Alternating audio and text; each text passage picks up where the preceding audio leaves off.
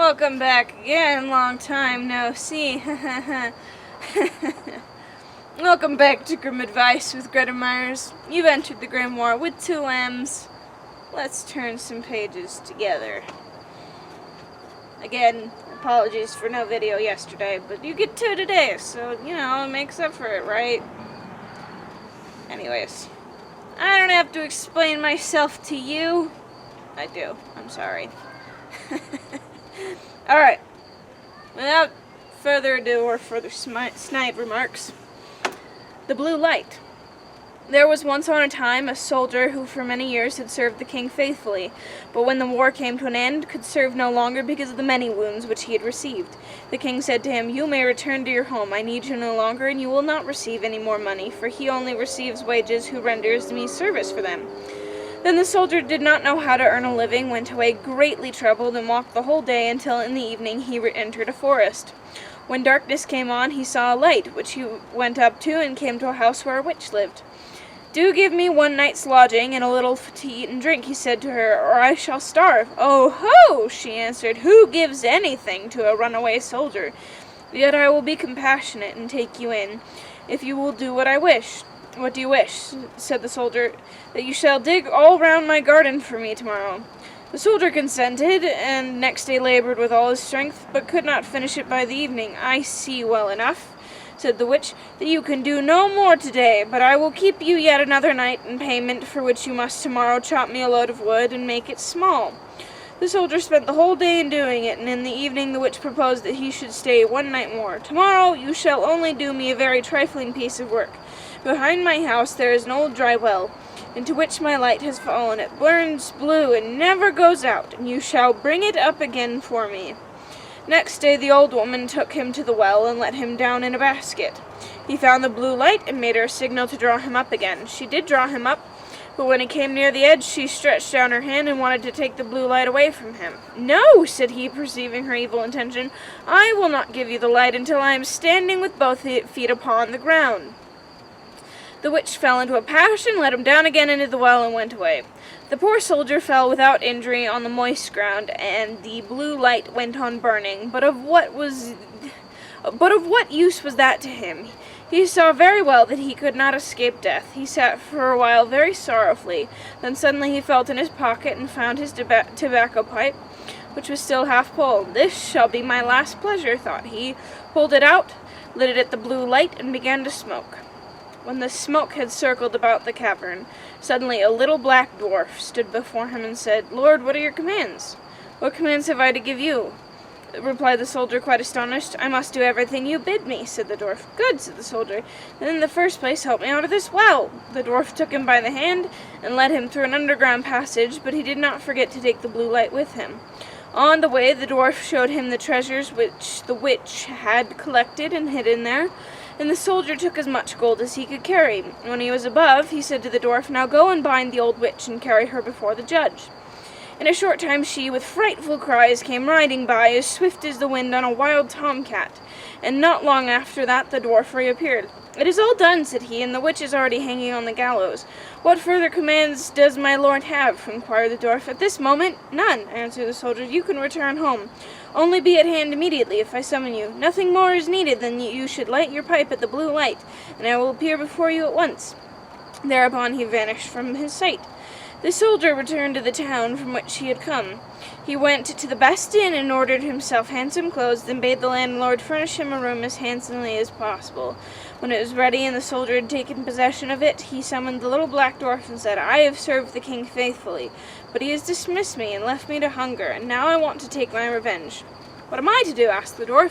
"Late at night, when the king's daughter is in bed, bring her here in her sleep. She shall do servant's work for me." The dwarf said, "That is an easy thing for me to do, but a very dangerous thing for you, for if it is discovered, you will fare ill." When 12 o'clock had struck, the door sprang open, and the dwarf carried in the princess. "Aha! Are you there?" cried the soldier. "Get to your work at once. Fetch the broom and sweep the chamber." When she had done this, he ordered her to come to his chair. When he stretched out his feet, said, "Pull my boots for me."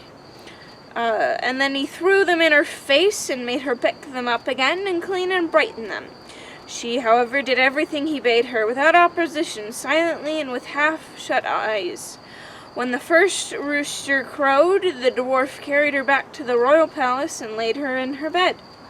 Next morning, when the princess arose, she went to her father and told him that she had a very strange dream. "I was carried through the streets with the rapidity of lightning," said she, "and taken into a soldier's room, and I had to wait upon him like a servant, sweep his room and clean his boots and do all kinds of menial work. It was only a dream, and yet I am just as tired as if I really had done everything." "The dream may have been very true," said the king. "I will give you a piece of advice. Fill your pocket with peas and make a small hole in it, and that if you are carried away again, they will fall out and leave a track in the streets." But unseen by the king, the dwarf was standing beside him when he said that, and heard all. At night, when the sleeping princess was again carried through the streets, some peas certainly did fall out of her pockets, but they made no track, for the crafty dwarf had just before scattered peas in every street there was.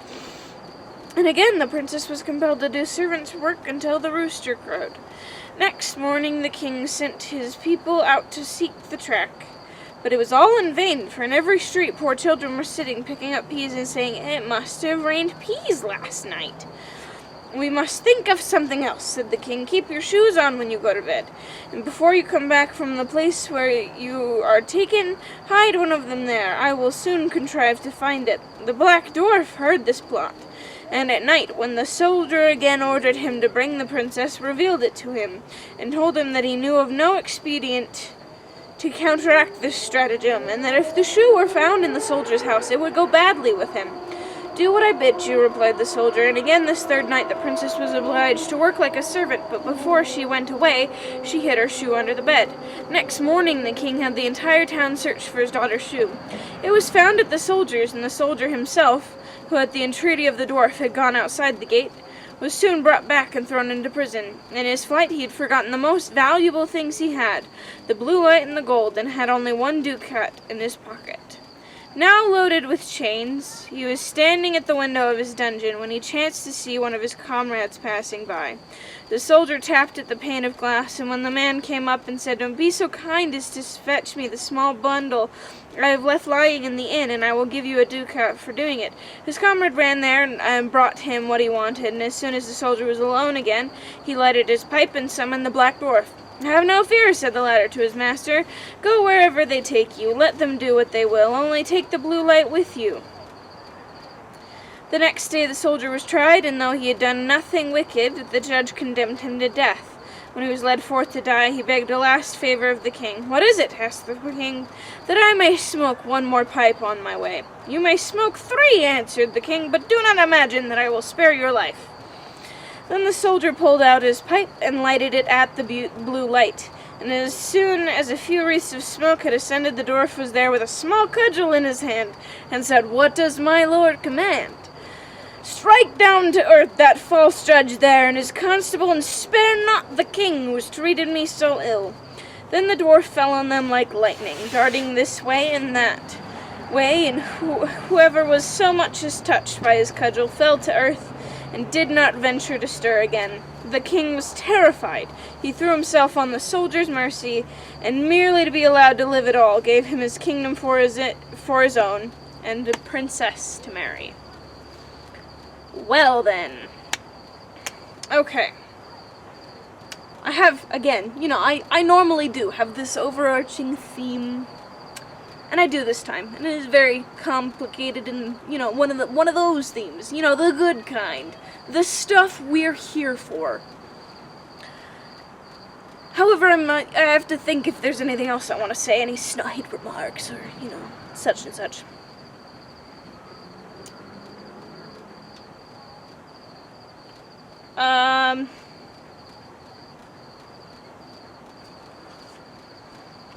Yeah. The whole trade-off idea, the whole, "Give me the blue light." It's like, no, not till you let me up.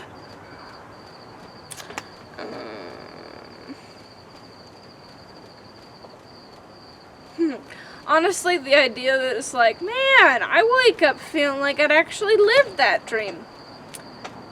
And I feel like scientifically, you do. You live that dream. Like, your body goes through a lot while you sleep. And so sometimes it makes sense when you wake up tired, especially if you have nightmares.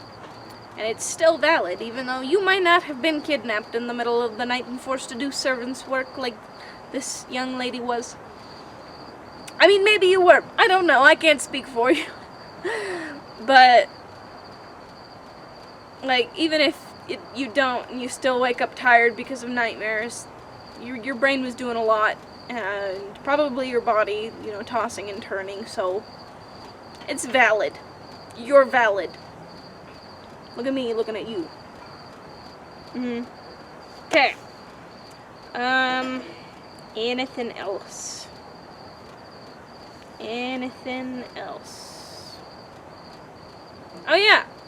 And you know, if you have like an escape route, escape plan, ability to escape, but then you forget that when you're escaping, like your magical ability to...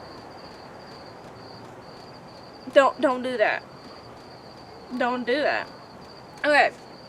Secondly, why didn't he just move the shoe? Like, go plant it in somebody else's house. I feel like that wouldn't have been that hard.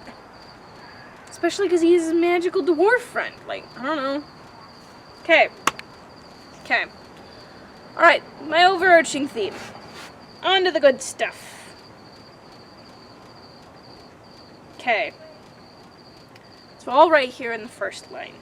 There was once on a time a soldier who for many years had served the king faithfully, but when the war came to an end, could serve no longer because of the many wounds which he had received.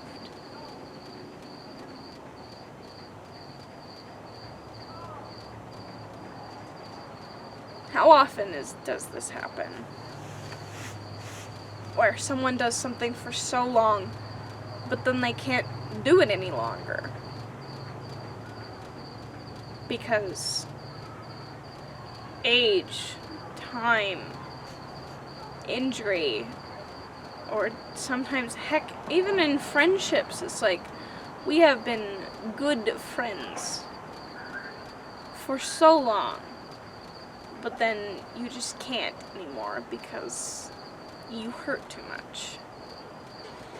And then the king's like, go home, but I'm not gonna pay you because you only get paid for work you do.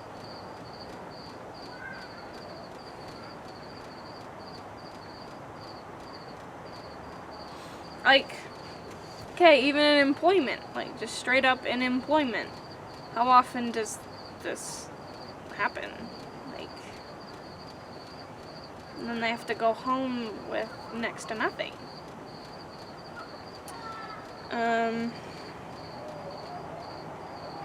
And then this idea, just mental health, whatever. I just feel like this is a very versatile, painful analogy. And then, so he stops at the witch, and he's like, please, one night's lodging, food, drink, or I'm gonna starve to death. She's like, who gives anything to a runaway soldier? And I feel like especially this is a big, big idea with actual soldiers too, is the idea that if you leave, if you come back anything other than a war hero, what's the point? You're useless.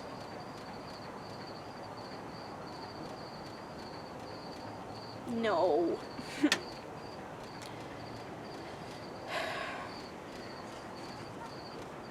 And honestly,